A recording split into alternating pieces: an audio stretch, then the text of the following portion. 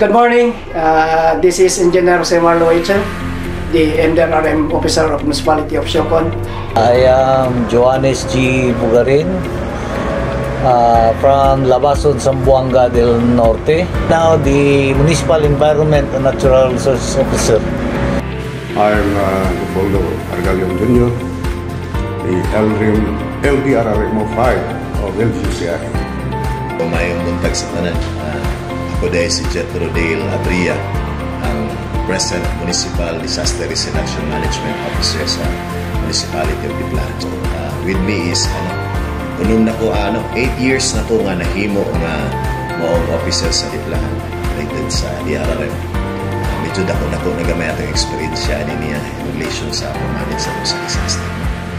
Alerto system give us the data and the most reliable data in which we use during our preparation and response to the evacuation and preparation of disaster preparedness.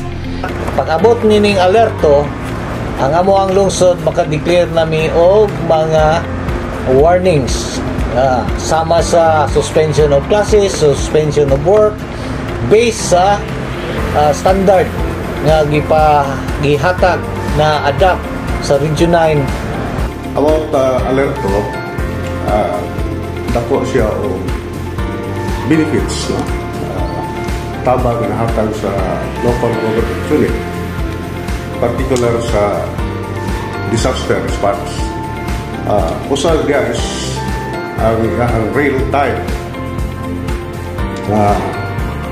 pag effectively, no? Sa labi na sa mga localized weather disturbance na amo dayong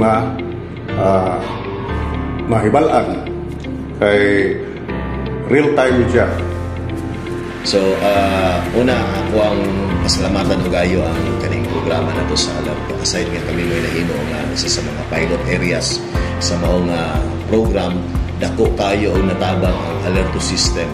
Labi na sa kaning nahimo na siya, nakaskade na siya sa operation list na to para mas ma-speed up na mo ang response. No? Every now and then, labi na ang mga schools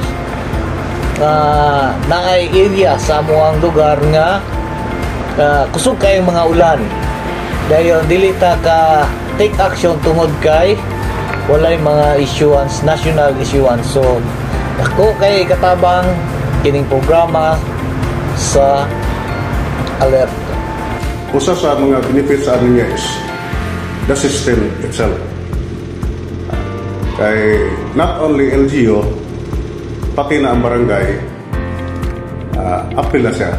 Naka-built-in sa sistema sa alerto.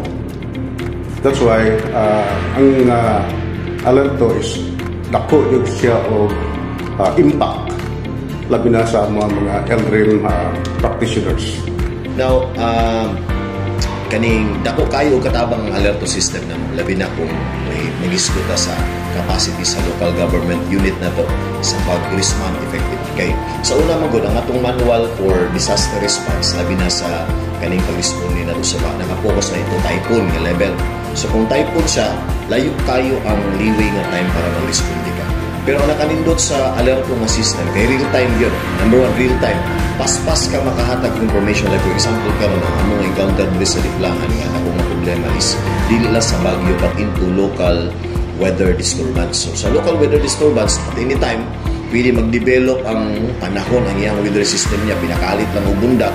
So kung hinay ang imong response time, dugay ang imong preparation time, lisod ka makaresponde. So with the alerto system, nahimo nga mas efficient ang pagresponde sa amo nga LGU. Mas paspas siya kay anytime pwede na rin na mo ma-inform ang amo ang mga barangays na mo, ang mga BDR and MCs na mo para nga maka-responde effectively sa mga disaster.